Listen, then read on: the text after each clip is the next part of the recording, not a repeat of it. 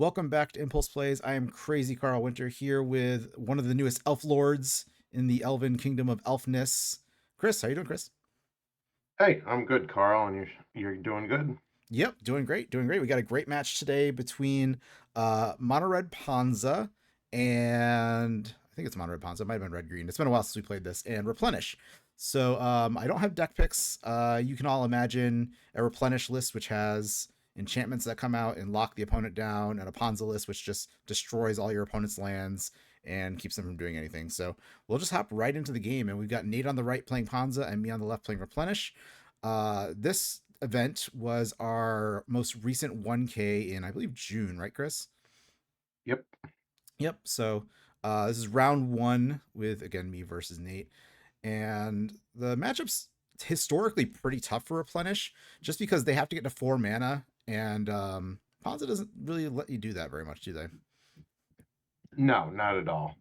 So notably, I played against Nate in this on elves, Mm-hmm. and all his other red spells are no good for my little green friends. Yeah. But I did not see him play Thawing Glaciers at all. I don't Oh, think he was on it, so be interested to see if it comes up in the match. I'll send a virtual hug to Phil Nguyen.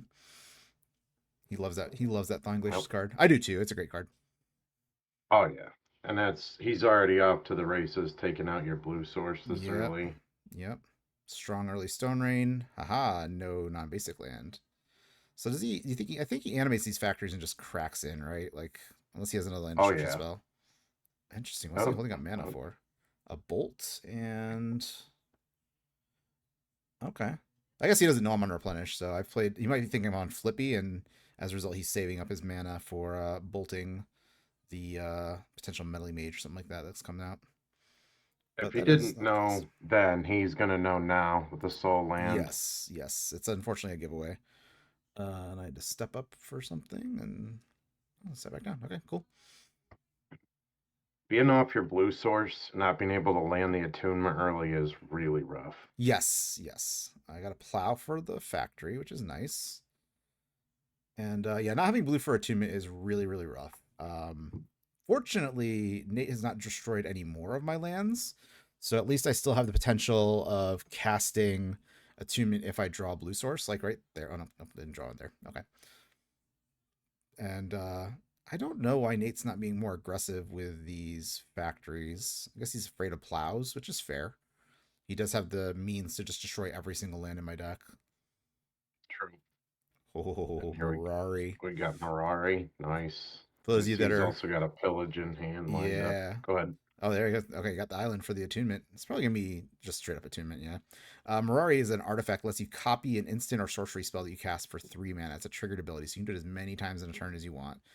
So Nate's gonna be looking for another land so he can double pillage me, but it doesn't look like he's got it. So he's gonna be stuck just pillaging once, which is really kind of a shame. And yep, there goes the island. But I've got attunement online, which allows me to draw lots and lots of extra cards. Now the I factory gets in. know that that card is the subject of some controversy in that deck. Some believe that you don't need attunement. I think that card is amazing in that deck, and that as soon as it comes down, you Mm-hmm. start to lose hope. Yep. Yeah, you get a lot of looks at a lot of cards. I like it's not a card it's not it's a card selection engine and it's a little slow, but it puts a lot of work in um if you're able to take advantage of the enchantments in your graveyard. Looks like I'm not going to be able to take advantage of the enchantments in my graveyard. I've got another attunement and I think a pair of replenishes, which is not ideal. I don't like getting rid of the ancient tomb here. Even though he has double wasteland, getting rid of ancient tomb takes me off the possibility of having 4 mana for replenish on another turn. So I think a bit of a blunder from me there. Tell us in the comments if you think that was a blunder or not. Another island and attunement. So this list, I could probably find the deck list. I may toss it up after the fact or put it in the comments, but or not the comments, the description. But my list is built around intuition, so I was swing 4 intuitions and 3 of everything else for the most part, except for I think plow. I think I was swing 4 plows, but one of those was stifle. I had 3 of stifle, which I thought was pretty cool. You And can use that as a offensive weapon early before you get your mana set up. yeah, you can use it One defensively of the too. Great. Yep. One of the issues with that deck is that I mean, like until you get to 4 mana, outside of like Swords to Plowshares, you're kind of defenseless. Right, right. Okay, so getting rid of attunement, another a wave. Looks like we've got another attunement kicker on there. Oh no, that's an intuition. Okay. Am I planning on just replenishing here? Possibly. We've got a frantic search. Yep. And I hope to find an Opalescence, which I find right off the top. So Opalescence and Parallax Wave, for those of you that are less than familiar with the pre-modern format, first of all, welcome. But second of all, Opalescence and Parallax Wave leads to a infinite combo of exiling all of your opponent's creatures while making sure all of yours are untapped at any given time. It's universally loved in the format. Oh yeah, oh yeah. People love Parallax Wave and Opalescence.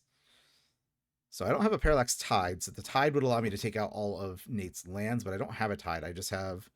This is frankly a very, very small replenish, but it's a big one because having that Parallax Wave is going to make it very, very difficult for Nate to mount any kind of creature offensive or deal with my creature enchantments.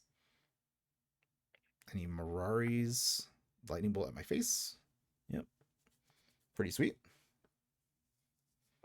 4 mana for That is 6 very damage. sweet. I think 4 mana 6 damage is above rate. Absolutely. Yeah. That's Oh, he's got another bolt. he drew a powder keg, but notably it doesn't deal with enchantments very well. It does not deal with enchantments. It does, So however, deal with enchantments that are creatures as a result of Opalescence. this is true. Granted, it's extremely slow, so it's not going to happen. I'm hitting him for 10 a turn, so he's not going to have time to mount any kind of defense with that powder keg. And he's short of mana. He has Slice and Dice in there too. He has short of mana for Slice and Dice, which is really sad.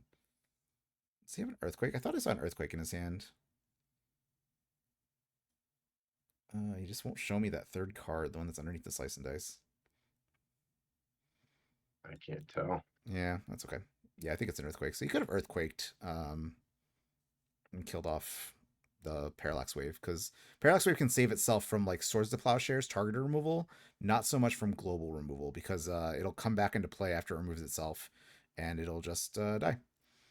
In this case, I am digging for a Tide. I've got the other Replenish, so getting rid of my enchantments, my attunements and stuff is not that big of a deal. No, your attunement did everything it needed to do. Yep. It evened up the game and brought you from way far behind. Yeah, I think that card's an all-star. I agree. I think most people do. It's like Lanny and Andy who don't like it, and I think that's it. And Andy doesn't play very much anymore, so he doesn't get a say. All right, another double bolt. And fetching or stifle. I'm gonna stifle the Mirari trigger. So That that's sweet. that is pretty hot tech. It's healing salve for blue mana. It's what Richard Garfield intended.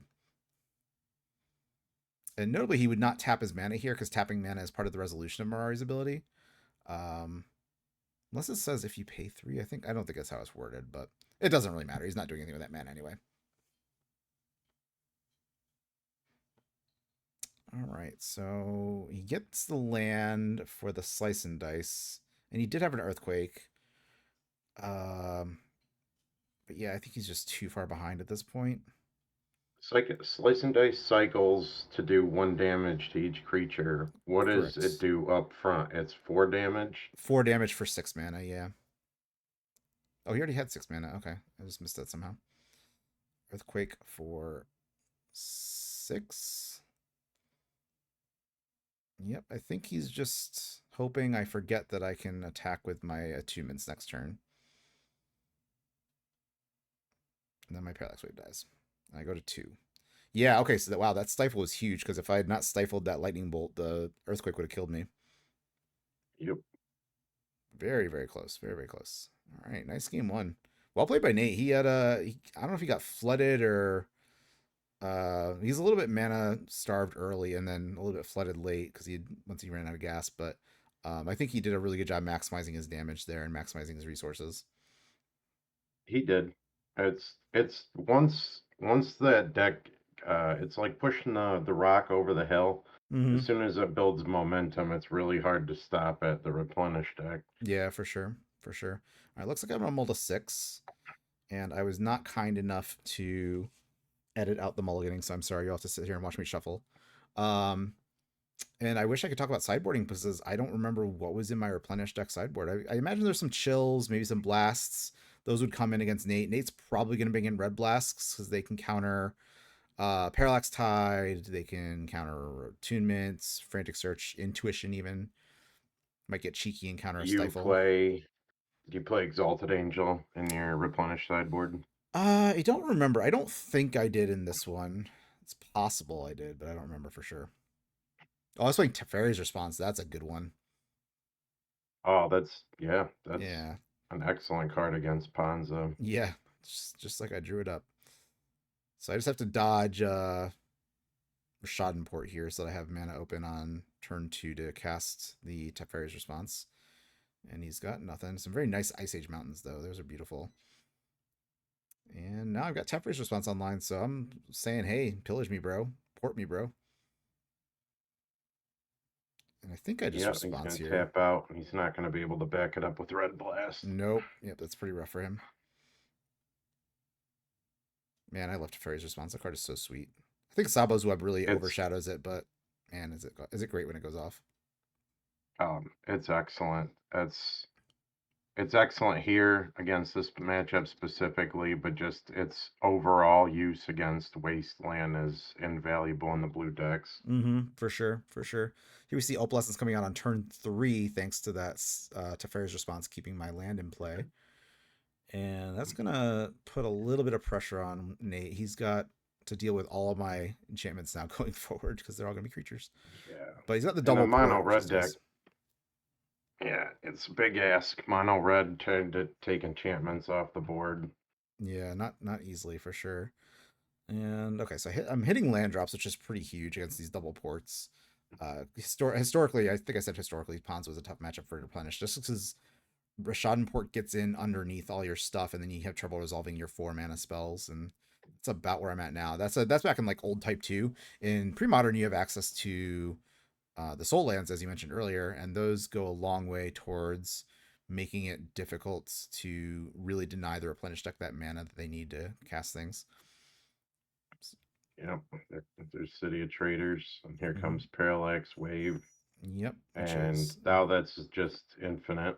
Yeah, very very tough to kill. So for folks that are not super familiar with the Parallax Wave combo, the way the card works is it has a leaves the battlefield trigger that returns everything that it is exiled to play. However, if it is no longer in play, or if it is not in play, basically if the return trigger goes off before the things have been exiled, so if you target your opponent's stuff and then trigger that return trigger by exiling the Parallax Wave, it exiles everything forever. But Nate's got an Anarchy here, which just Wow. stuffs me. Holy cow. All that Wow, work that's to. nice. He's got. Oh, he's not porting. I guess he's holding up Red Blasts. Makes sense. Wow, that was a good Anarchy. That was a really good Anarchy. And for folks that are screaming into their monitors, why do you save the Opalescence? Because Opalescence can't be targeted by Parallax Wave when there's only one Opalescence in play. Opalescence turns all other global enchantments into creatures. All right, see here if he's gonna counter this attunement. I think it would be really good to, but yeah, this is a good Red Blast target here. Definitely gonna slow things down quite a bit. No other way to deal with it except trying to take care of it on the stack. Yeah, or deny me the mana to be able to cast it in the first place. But yeah, that's the perfect point to interact for Nate. Like you said, countering it when it's on the stack is a really good way to deal with it. You got intuition and lands, Right. which is good against the Ponza deck. Yeah, I think I just go for Replenish here. Yeah, it makes sense. And he can tap my. Yeah, he's gonna be able to tap me off my lands to be able to cast this Replenish, though. Oh, Nate's sitting with a bunch of lands in his hand. That is rough. 3 mountains, a Mishras, and a lightning bolt. Not what you want to see when you're trying to mana denial this Replenish deck out of its existence. No. Got, Especially you have 2 Sol lands in hand, it looks like. Yeah, I saw a Tomb and a City Traders in there, so. Writing maybe on the wall. This is going to be not the biggest Replenish in the world, but I think it's going to be big enough. The odds of him having another Anarchy are kind of low. Oh, I got a frantic search. Oh, I don't even frantic search. Okay. Sure. I guess I don't. There's no law saying I have to frantic search before I cast my replenish, but might have been a good idea. Oh, get that order right there. You go, Carl. Good job. Graveyard order matters in this format for what it's for those of you that are unsure, because there are a lot of cards like this Phyrexian Furnace that Nate just drew. Man, it's just drawing it up like I planned it. The graveyard order matters because there's a number of cards that care about the order of cards in your graveyard. So if you were to change them, that would fundamentally break how the cards worked. And yeah, Nate's pointing out that Furnace is just a turn too late. Had he drawn it the turn before, he could have taken out my Opalescence and really made that replenish not an option for me. But I get to Kraken for 7. Oh, going back to upkeep so he can port me. I was just too excited to attack. Makes sense. Take me off some... Okay. That's fine, I guess. Let's say take me off the Painless Blue, but I don't think it really matters either way. You got to get a Kraken here for 7. Yep. Down to 13. So he's on a 2-turn clock after this. And I can cast some Frantic Searches. Just try and dig for that Parallax Tide so I can wipe out all of his lands. And nothing there. It's such an amazing interaction with the Sol lands that you get mana positive off of the untap for the Frantic Search. Yep, definitely. And notably, Frantic Search is one of those cards that has to go into your graveyard after you discard.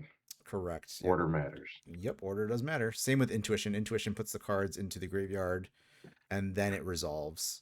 Finishes resolving, I should say, and then goes to the graveyard. Same with Fact or Fiction, Careful Study. Quiet Spec. Quiet Spec, yep. Quiet Spec does the same thing, yep. Entomb. Oh, no, Entomb's not legal in the format, but if were it legal in the format, that would go on top of the card it gets. I'm going to get a bunch of Parallax Tides, and this should just lock up the game unless Nate has a Red Blast. Parallax Tide has the same trick as Parallax Wave, where if you trigger the Leaves Play trigger before the stuff actually exiles, it's gone forever. So Nate extends the hand. With and that's endless no creatures and endless no lands. That's a quick way to wrap things up. Yeah, no doubt, no doubt. Nate just had a really rough draw there. He's counting on his lands here. I think he drew maybe 5 or 6 non-land cards that game. I mean, there's some bangers. Like, he drew 3 sideboard cards, which is pretty good, but he just didn't have the gas to get going. Nevinyrral's Disc. That's a cute That would have one. been nice. Not the greatest, but Anarchy is very good. I like Anarchy a lot. Yeah, that was unfortunately his chance to turn the tide completely, and his deck just didn't want him to capitalize. Yeah. 3 Teferi's response is excellent. Yeah, I was... The thing that Replenish really doesn't like to see is mana denial, and it's a great way to defeat mana denial. I think a lot of people play Sabo's Web instead. It's a little more proactive, but I like the flexibility of the Teferi's response. You can stop you can stop the same stuff, but you just get some card advantage. Let's see, dig deeper. Flowstone Slide, love it. I think it's Flowstone Slide. It's a buyback Stone Rain for 4 mana. I think you have to pay like 3 mana and or 3 life and discard a card or something like that, and it leads to buy it back. It's pretty sweet. Flowstone Flood. I'm sorry. Yeah, it's a sweet. Buyback doesn't come up enough in pre-modern. We have Capsize, Constant Mists. A lot of those cards don't get played. Yeah, that's very fair. See more buyback. Yeah, Forbid. Forbid's probably the most common one, if I had to guess. But yeah, so that was kind of a one-sided match. I mean, Nate did a good job with the resources he had, but he just didn't have enough to kind of overcome that Replenish menace. I'll do a quick plug here for our charity 1K in October. So we had to move the date. So if you watched an earlier video and heard about it on a different date, that's why. Our charity event, which I'll toss up the flyer, and I probably already tossed it up at this point, but is going to be October 4th here in Binghamton, New York. We're going to be raising money for the food bank of the Southern Tier, and we're at a guaranteed 1K, and then the store owner is kind enough to offer it to be a 2K at 40 players. Should be a lot of fun. We're going to do some giveaways, some speedy sandwich orders, and the Impulse deck, which is our charity raffle substitute. And if you pre-register, which there will be, there's not going to be a link to pre-register. Maybe there will be. I think I'll put DMG's website in the description. But if you pre-register, you'll get a free pull out of the Impulse deck, which is a $5 value. So I don't know about you, Chris, but I don't like to turn down free value. No, not at all. And there's a lot of awesome cards in the Impulse deck, Mm-hmm. and I'll be doing a bunch of giveaways during the day.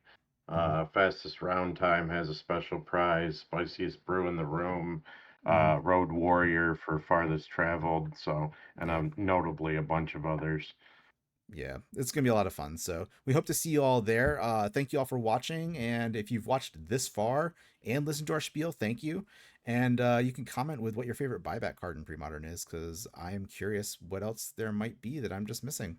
So for Chris and myself, have a great rest of the evening and or day or whatever it is, and we'll catch you next time. Bye.